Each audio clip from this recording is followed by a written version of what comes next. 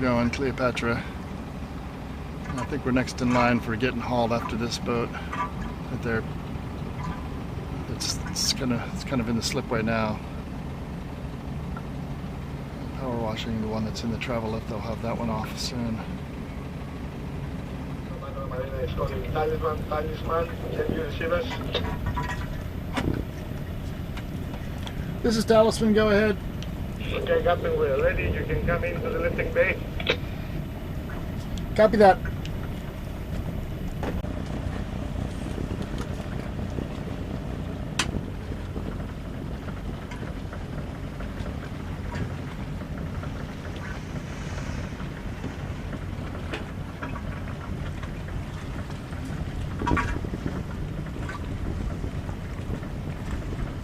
Σάνι αναχώρησε.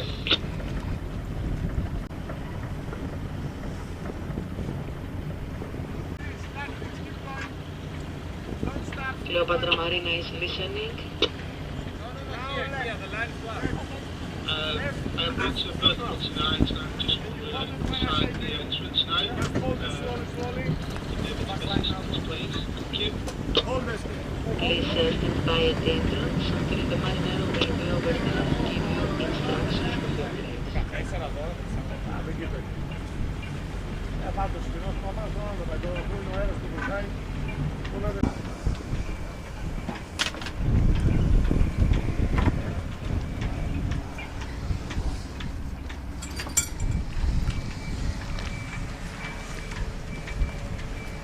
Hold this, I will put those hoses down so they don't fly off.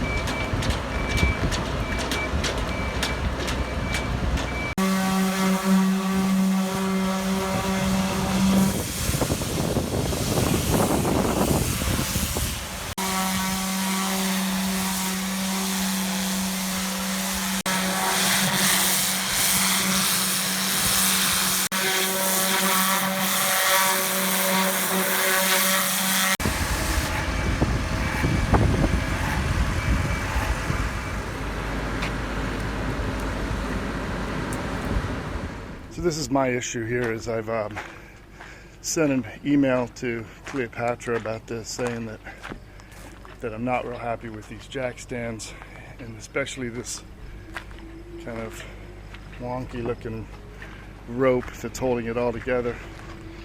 This is not, I will say this, I know of at least 3 large boats like this that have fallen off of jack stands over, winter months when storms came through. And insurance pays, all this, but you don't get to cruise the following season because you don't have a boat, and you don't get enough money back to really make up for everything that you've lost.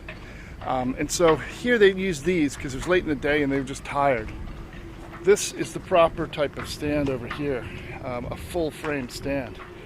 for this size boat, and that's what I want them to use. I really don't want the lightweight version. I want chains, because chains don't stretch, chains and turnbuckles. And so when we're on this boat at night, every time the wind comes up even a little bit, the whole stern shimmies back and forth. The whole thing just is flexing. This boat weighs 18 tons dry. It's not a lightweight boat. This is good for like a modern production boat that weighs 13 tons or whatever they weigh. But it's really not good for a big boat like this. And so, yeah, I'm going to press the issue. Well, it's cleaning out time. We are actually unloading the boat completely, and we're basically moving everything out into this big shipping container behind the boat. We've got our dinghy all cleaned up out there, and it's just, we've got a couple of days to do this, so it's not any giant rush. This is our shipping container, and we're probably not going to fill it completely, but we have a rib in here. We've got Wendy's put all of our linens and clothes. We're going to pack all of our clothes up there and put a big sheet over top of it all. These are our PFDs. Back in the back, we've got a 15 horsepower Yamaha outboard, a bunch of fenders, roads, our long lines and mooring lines, passerelle. Here we've got our sails, our Genoa mainsail, spinnaker, the staysail, and the cushions for the cockpit. So that's pretty much what we've got in here so far, and we're going to basically put everything in here that we can that's worth taking off the boat, or anything that's valuable. So we met this gentleman the other night at dinner who owns this Swan. I don't know what size it is. I think it's like a 61 or something like that. But this boat is a 1978 boat, I think he told us. But then he went on to say it was optimized, and by optimized he meant carbon rig, carbon sails, all the great go fast stuff. And yeah, this is just a hardcore German Fairs design boat, and double cockpit, typical of the early Swans. Look at all the lines and winches. I mean, the fastest way to identify a Swan is just by the sheer number of winches that they have. They're all set up this way. You're expected to have 9 burly guys, each of them handling a particular line. Look at the size of this turning block on the back. It's everything is designed to take whatever power you're willing to throw into it. Looks like they've got a hydraulic headsail furler, which is good. Otherwise, just a standard slab reefing system. But wind generator and solar. Sweet boat. Just as an example of the difference in design, check this out, a 46-foot Dufour, and how wide the transom is in comparison to the Swan. I don't know which one would be faster, in all honesty. I mean, I suspect the sailing skill of the Swan might come into play, but who knows? You really don't know what the max speeds are of these boats. Oceanus Clipper, a little bit older, and here the sterns are getting wider, but not nearly as wide as what you see these days. And then third in line is this Santorin, an Amel if you wanted a smaller boat, something a little smaller than a Super Marimoo. I believe these are 46 or 49 feet, and obviously new sails, almond sails. On this one, a big stern arch with some solar on board. A great cruising boat. Just really a smaller version of the Super Marimoo. This must be Amel Row. Got 2 there, 2 Super Marimoos. Another one, another one, another one, Another one, another one. They're all over. They're everywhere. Where are the oysters? Where's the oyster area? Well, I complained about my jack stands, and they agreed to come and take the boat and put it onto a proper cradle, which is nice of them. Always freaks me out when they do this.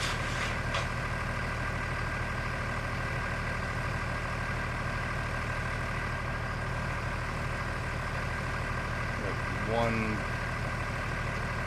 stand in the front that's keeping it from tipping forward.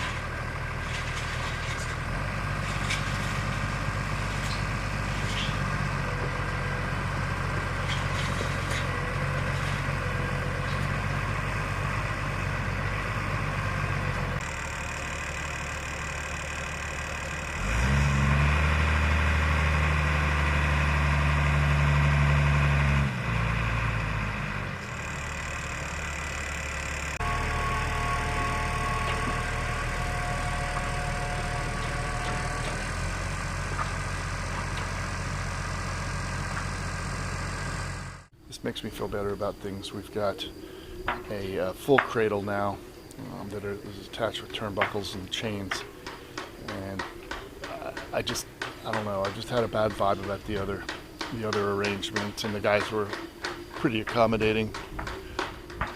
Halyard slap, I love it. This was just one of those things that we've had some weird weather. There's been huge hurricanes in the Caribbean. They actually had a hurricane here in the Med, which is extremely rare, about a month ago.